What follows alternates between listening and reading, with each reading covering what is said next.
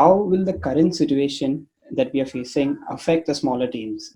The short answer is it probably won't. I think that the impact will be smaller than people realise, but just creating positional and numerical superiority where it needs to be applied. Those two are amazing talents. They could go as far in the game as Andy Robertson, potentially. I've watched him for a year. I'm still unsure which foot he is. I think he's right-footed, but he could be left-footed. What I found in India is people were more interested in telling people about how many games they had won as a coach rather than how many players they'd developed. If they want to make a name for themselves in Europe, they're going to have to accept less money.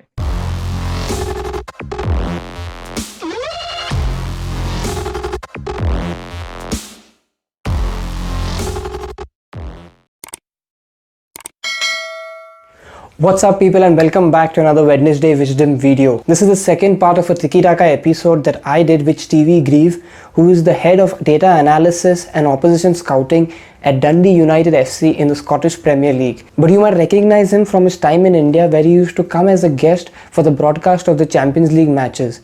Now, if you haven't seen the first part of this episode where Stevie talks about his journey into football, his time in India and much more, then make sure you hit the I button and go give that a watch. I will link this video at the end of that one so you can jump right back here. In this part of the video, Stevie gives us an interesting insight and his opinions on various things like how much preparation goes into a single game of football, his opinion on Spygate, on why Indian players aren't playing in Europe, advice to coaches, how players can get scouted, and much more. So make sure you watch until the end of this video. If you're new around here, don't forget to hit that subscribe button. You'd be an absolute legend. I'm trying to reach 200 as soon as possible.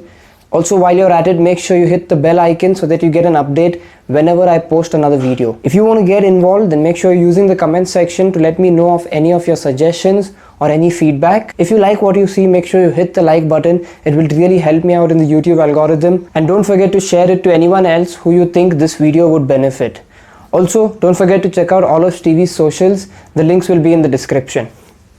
Now we move to the next section that I call recovering possession, because now we're coming back to real time. And the first question in that section is from one of my Instagram followers. So at greasy_19 asks, what were the worst effects of the inflated markets in football on smaller teams? So I think there's 2 points to this. One is an inflated market doesn't really affect the bottom end of the market that much, because the bottom end of the market is all free transfers. Right. So the only way it would change that would be an inflation of player wages across the whole market. So when Barcelona sell Neymar for 200 million, that affects the price of Coutinho, it affects the price of Ousmane Dembele, it affects the price of Pogba.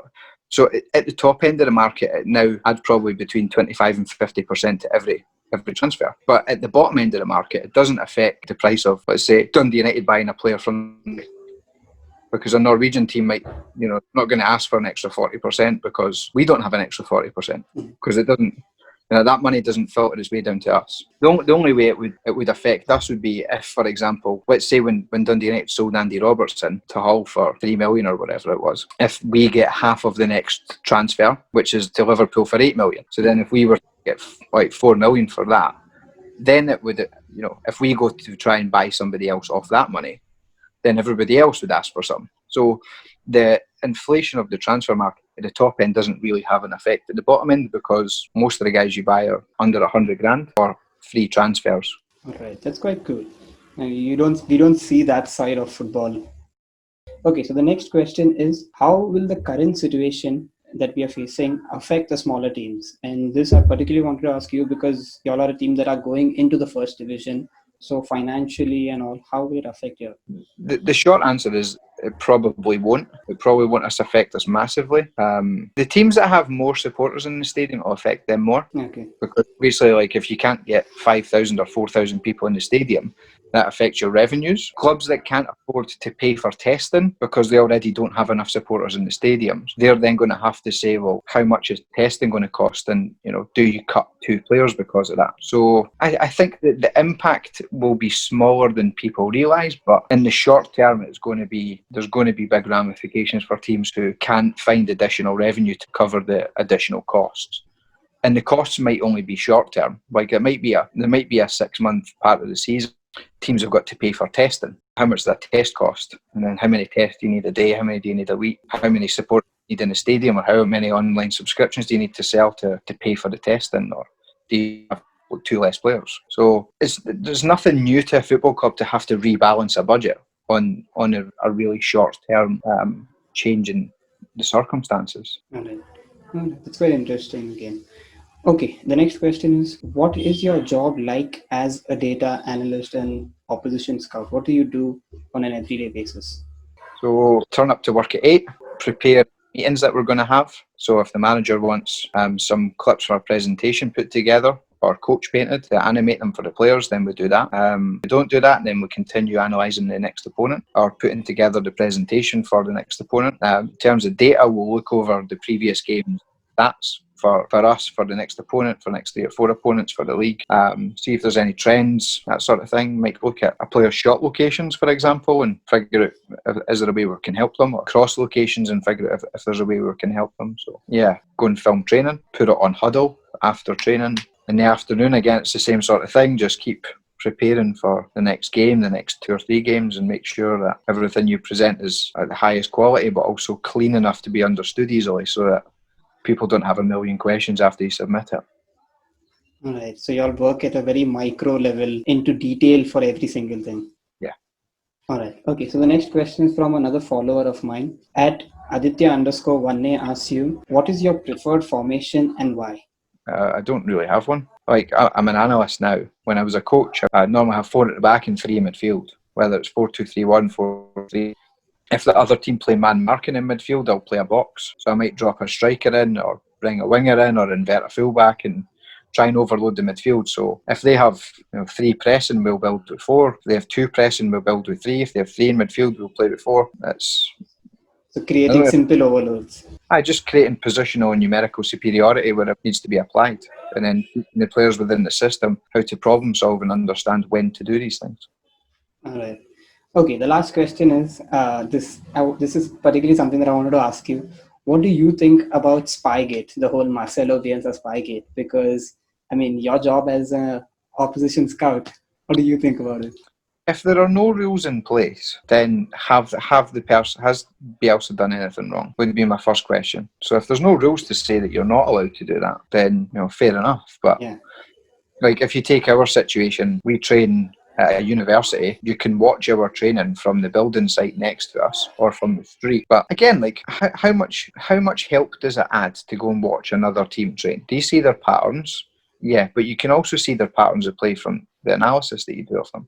Can you see the movement patterns that they make? Yeah, because you can watch that from the analysis that you do. Would it be beneficial to be able to watch their set pieces on a Friday? Yes, absolutely, because then you can see what they're working on. But again, once you've done your analysis, you can tell roughly what set pieces they're probably going to try and run with. But maybe you watch their set pieces on a Friday. So I think there's probably unwritten rules that now need to be written because of it. All right. Okay, with that we end the recovering possession section and we move into the second last section that I call through pass. And this is talking a little bit into the future. So the first question is, what is one goal that you still want to achieve in football? Be the best in your part of your profession. So be the best data analyst in Scotland. The best in your profession. So if you want to be an analyst, you be the best analyst. If you want to be the best data scientist, be the best data scientist. No, but this is for you personally. So what is one thing that you want to? Just to be the best. Yeah. I mean, like I'm new to my current role, so there's lots of things I need to learn. So right now, my goal is to try and improve myself every day. All right. Okay. The second question is, who is one player from the current Dundee United squad that you think could follow in the footsteps of Billy Gilmour, Andy Robertson, like that? We have 2 at youth level. We have Lewis Nielsen and Chris Mockery. They're both turned 17. Lewis is a Rolls Royce central midfielder, centre back, holding midfielder. Incredible range of passing, fast, strong, so quick recovery runs. Defensive position is unbelievable. So for a 17-year-old kid to be that good, he has a chance. Chris Mockery is the same. He's just turned 17. He's the youngest player in the club's history. He already started the game. He come on as a sub. a bunch of times when he was 16, so he's more of a Luka Modric type. Incredible positional discipline, receives between the lines. I've watched him for a year. I'm still unsure which foot he is. I think he's right-footed, but he could be left-footed. I remember seeing him one day annoyed with himself in training because he cut inside onto his left foot, and from about 20 yards, it didn't go right in the top corner. And I'm just being annoyed because it didn't go flying in the top corner. So in terms of like ones that we have coming through, those two are amazing talents. They could go as far in the game as Andy Robertson potentially. So Alright. we have those two, Mokre and Nielsen. There's other ones behind them that are younger that could go very far, but they need exposure at first team level first. Hopefully this is a prediction, so when I post this video and it does happen, we can look back at this video being the breakout. You don't. The thing is, like, you don't want to put pressure on younger ones. You do need to push them, and I think those two have got enough about them. All right. Okay. So the next question is: since you were the technical director at Gharwal FC in India, what do you think needs to change about the structure of Indian football? You need more players and more teams playing more games against each other, and it needs to be in a more organized fashion. It can't be run by cowboys that run high school football teams. So you The need clubs, you professional. mean? Well, I mean, how many clubs are there where you're from? None. Right. So you need to start with more players playing and more organised games. So even just from where you are, what's the population of your town? It's about maybe 500,000. So 500,000 people and you don't have any. That's like the second biggest city in Scotland. So first thing you need to have is organisation of play. Like we set up Chandigarh Football League with BBFS. So now you've got loads of players in Chandigarh playing all year round. The Delhi Football League was set up. Now there's players playing all year round in Delhi.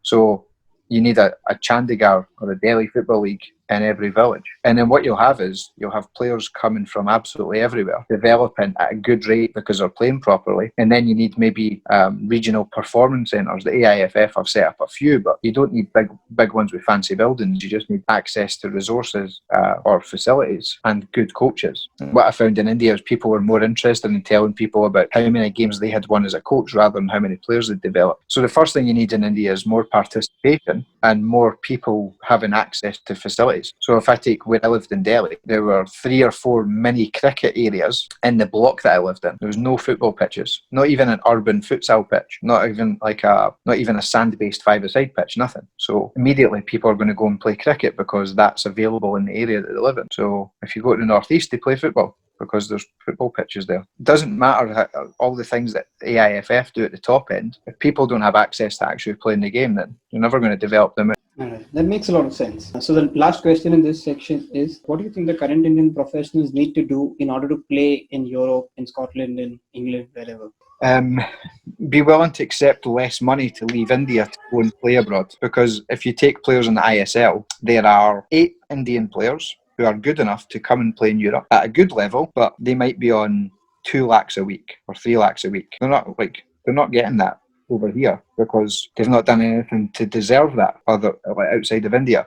So because you have in India, you have a quota of how many Indians need to be in the pitch. The value of an Indian player is higher in India and it becomes inflated. So the Indian market for players of a high quality is very small. So you could have had, if you take, for example, just now, you might have Jerry Lawrence-Walla. He could go and play in Europe, but how much money is he going to earn in Europe as opposed to what he would earn in the ISL? So he might earn 4 times what he would earn in ISL as what he would in Europe because nobody's going to pay him. Big Sandesh, for example, is good enough to come over and play in Britain. I've absolutely no doubt about it. But how much money is he going to earn playing in ISL as opposed to what he would earn over here? So again, it's probably double what somebody over here might be willing to pay for him. So Indian players who are very good, if they want to make a name for themselves in Europe, they're going to have to accept less money to be able to be given the opportunity to potentially earn a lot more. So it comes down to a choice of what are you willing to sacrifice to try and give yourself that chance. And most Indian players who reach a really high level come from poverty, so money is the most important thing. So are they going to make a name for themselves outside India? Probably not.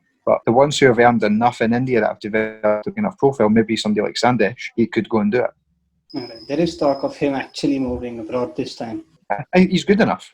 He's good enough. I have absolutely no doubt about it. And that's something that I didn't really think about. I didn't really think about the money side of it. I thought it was always that they weren't good enough. Okay, with that we end the through pass section and we go into the last section that I call extra time.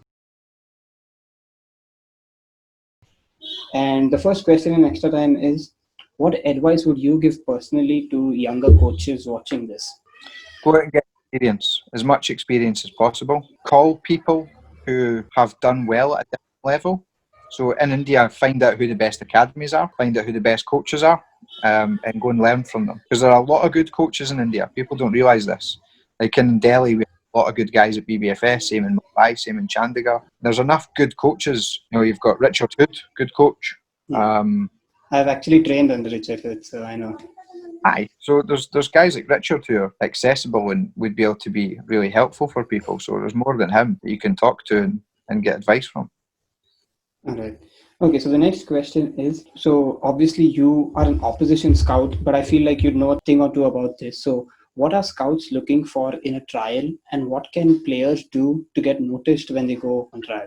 You need to be involved first. You know, how involved are you in the game? Are you on the ball? Are you making actions? The more times you're involved in the game, the more people can kind of see what your decision making is, how you get yourself on the ball, what your first touch is like. Obviously, once you're on the ball, we can see if you can dribble or pass. I've seen a lot of good players at tryouts not get through because they just didn't get on the ball enough. You know, we had 650 kids come for a trial for Gharwal FC's under-19s, and you know, if you didn't touch the ball in your 15-minute trial match, you're not getting through to the next round. So you need to go and get involved. Fair enough. All right. Okay. So the next question is, what is the single most important stat the analysts are looking for in professional players? I don't think there is one single stat, because the stats you'd look for a left winger or a centre back are completely different. Okay, so it depends on the position. Of course. Like if for a centre back, let's say you're defending against high balls all the time, aerial duels percentage 1 and aerial duels attempted per 90 are going to be really important. Whereas for a left winger, it might be expected assists or passes into the box, and you know, what's their